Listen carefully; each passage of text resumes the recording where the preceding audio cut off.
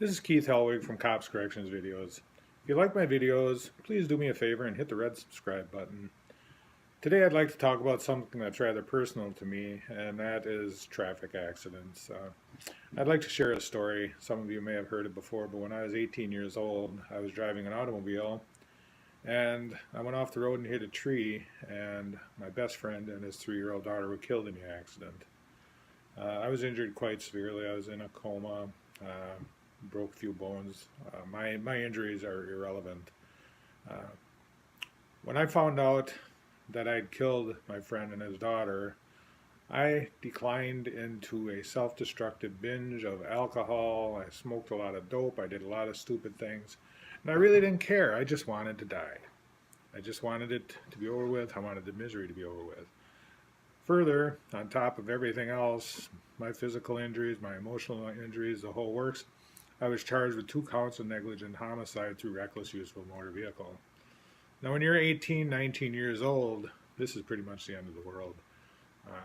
I had the accident, and that was many decades ago, but it's with me every day. Luckily, I made it through. I credit 2 things. I credit my wife because of her support at that time. She was my girlfriend. And I credit my faith because I was able to fall back on my faith. Now, it took me a year or two before I came out of the hole, before I dug myself out of the hole. I had a jury trial. I was found not guilty, thank heavens. But in my mind, I was still guilty. I was driving that vehicle. I was the cause of those 2 deaths. No matter what the court said, I was guilty. I was guilty in my own mind. They say that everything happens for a reason. Through the course of the years, I've come to understand some of the reasons behind it. At the time, it was just totally devastating to me that I had killed these 2 people. I was suicidal at one point. In fact, the only thing that stopped me from committing suicide was that I was injured so badly I couldn't get out of bed.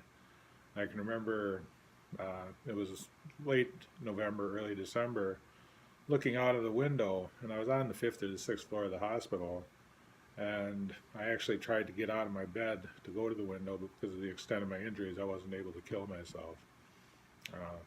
Through my behavior, I'm lucky that I wasn't dead. This is a time of year where depression hits a lot of people. There's a lot of suicides in law enforcement. There's a lot of suicides in corrections. There's a lot of suicides all around. Once again, suicide isn't the answer. If you're depressed and you need help, get help. That's one message I want to leave. Another message I want to leave is that accidents can happen to anybody. If you'd have asked me on November 17th if I was going to have an accident like that, I would have laughed in your face. I would have told you that's never going to happen. When I woke up in the hospital 2 weeks later and found out what happened, I couldn't believe it. It was as though I was watching someone else's life unfold in a tragedy. Tragedies like that can strike us all. Working as a police officer, I've had people say to me, aren't there better things to be doing than out stopping people for speeding, whatever.